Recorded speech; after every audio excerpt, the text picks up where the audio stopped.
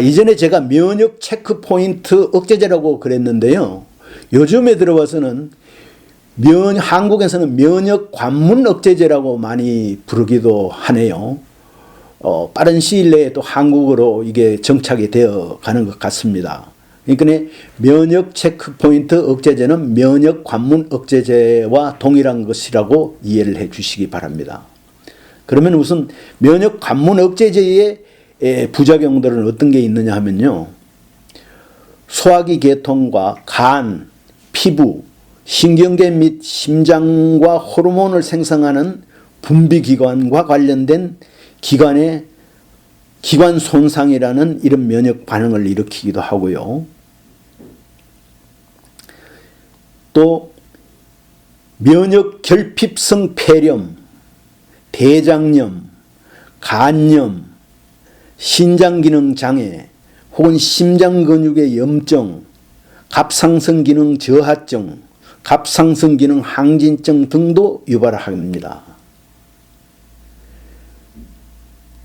제가 말씀을 드리면서도 참 많은 부작용이 있는데요.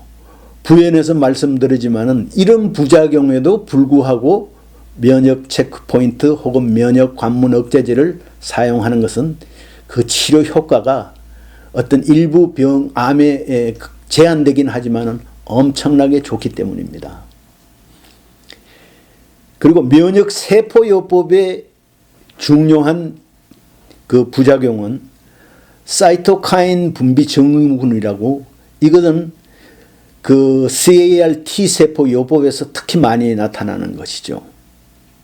그리고 모세관 누출 증후군, 이거는 틸스 요법에 많이 나타납니다.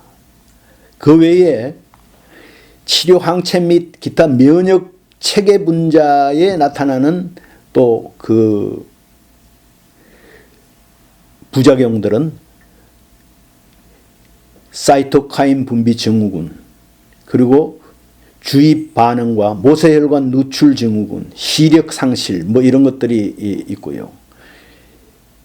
치료 백신에는 독감 유사 증상, 심한 알레르기 반응, 혹은 뇌졸중 이런 것이 있고요.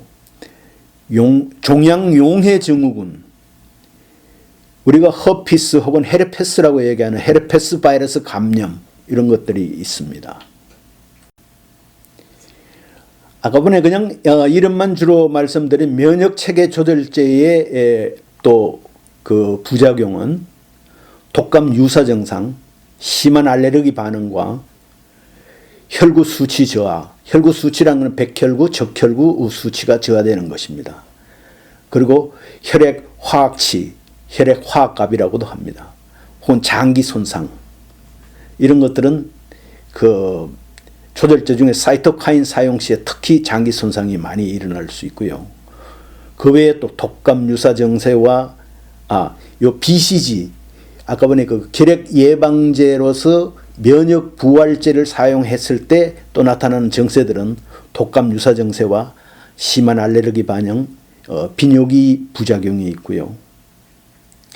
그 외에 탈리도미드, 레날리토미드, 포말라도미드를 사용했을 때 일어나는 또 부작용들을 보면, 여성이 임신 중에 복용하면 아이의 태아의 선천적 장애라든지 또 혈전, 정맥색전증, 신경장애 뭐 이런 것들이 일어나고요. 이미키모드 사용 시에는 심한 피부 알레르기 반응이 일어납니다. 그 부작용을 각 약물별로 소개를 해드렸는데, 이 면역 요법도 이 부작용은 당분간 혹은 앞으로도 아마 피할 수 없을 것으로 생각이 됩니다. 그렇지만은 말씀드렸다시피 이런 부작용에도 불구하고 이렇게 사용하는 이유는 이 면역 요법의 효과가 특정한 환자에게는 엄청난 효과가 있기 때문입니다. 그러면 이번에는 이 면역요법에 대해서 어떤 것들이 지금 현재 연구 중이거나 임상 중인지 조금 말씀을 드리겠습니다. 이 부분은 조금 개념으로 설명을 해야 되기 때문에 아직 조금 어려우실 수가 있는데요. 그래도 들어두시면 참고가 되리라고 생각합니다. 이건 접근법으로 말씀을 드릴게요. 한 서너 가지를. 첫 번째는 암 예방요법에 대한 저항을 극복하기 위한 접근법입니다. 말이 좀 어려우죠. 그럼 다시 조금 부연 설명해 주면, 연구자들은 종양의 치료 저항성을 극복하기 위한 방법으로 여러 면역 관문 억제제와 혹은 면역 관문 억제제의 조합을 다양한 이 다른 치료법들과 섞어서 혹은 단독으로, 예를 들어서 표적요법이라든지 이 방사선 요법과 결합해서 이 테스트를 하고 있습니다. 이런 부분들이 다음번에 제가 또 설명을 드릴 텐데요. 특히 미국, 유럽에서 이러한 새로 나온 몇 가지 안 되는 이 관문요법제라든지 이런 것을 조합을 해서 여러 다른 암에 지금 테스트를 하고 있는데 상당히 좋은 희망이 있는 이런 결과들이 속출하고 있습니다. 그래서 여러분들도 조금만 더 오래 버티시면 운동하시고 잘 먹고 해서 조금만 더 버티시면 좋은 치료제를 만나서 정말 관해 정도나 혹은 치유까지 이룰 수 있는 기회가 올 수 있을 겁니다. 그래서 이런 부분들을 아직 시장에 나오지는 않았지만은 제가 소개를 드립니다. 두 번째로는 이 면역요법을 사용하면 우리 몸체에 어떤 특별한 이 현상이 나타납니다. 뭐 혈액 속에 나타난다든지 이런 우리가 소위 말하는 바이오마커라고 그러는데요. 뭐 생물 표지자 이렇게 우리나라 말로 보통 얘기를 합니다만은 바이오마커는 뭐 그냥 영어지만 이미 일반화된 건데요. 이런 바이오마커를 찾아내어서 이것을 이제 치료에 이용하려고 하는 거죠. 어떤 면역 관문 요법제를 투입하면 어떤 물질이 아주 상승하거나 혹은 없던 것이 나타납니다. 그러면 이것이 어떤 것은 좋게 나타나고 좋아질 때 나타나는 바이오마커가 있고요. 나빠질 때 나타나는 바이오마커가 있거든요. 여튼 이런 바이오마커를 찾아서 또한 치료법을 연구 중이라고 합니다. 조금만 기다리시면 아마 이런 부분에서도 좋은 결과들이 조만간 나오지 않을까 생각합니다. 그 외에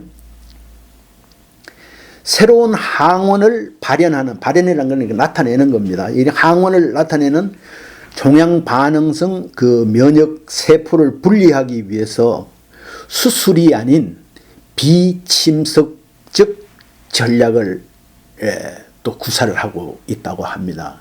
이 얘기는 뭐냐면 뭐 수술해서 째는 게 아니라 몸속에 우리 타액이라든지 혈액이라든지 뭐 이런 것에서 어떤 거를 이 종양 반응성이란 것은 뭐냐면 종양에 힘을 행사할 수 있는, 쉽게 말하면 치료 효과가 있는 이런 말입니다. 그런 면역 세포를 따로 분리해내서 이놈을 대량으로 정식시켜서 다시 몸에 집어넣으면 어떻게 되겠습니까? 이것도 뭔가를 답을 찾을 수 있지 않겠습니까? 이런 전략으로 또 그걸 하기도 한다고 합니다. 그 외에 암세포가 항암 반응을 회피하거나 억제하는 메커니즘에 대해서 배우고, 이건 연구원들이 배운다는 얘기입니다.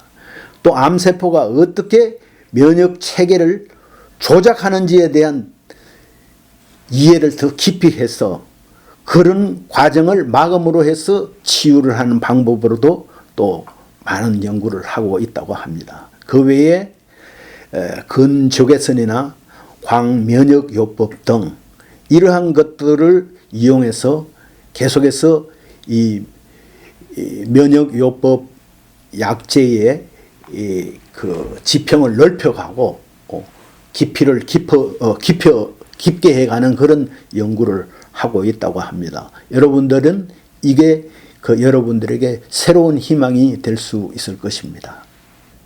그러면 면역요법은 그러면 어떻게 시술을 하는가?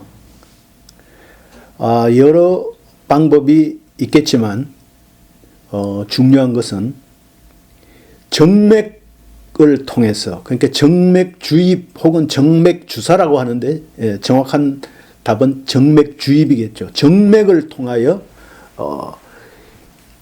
제제를 투입을 하는 방법이 있고요.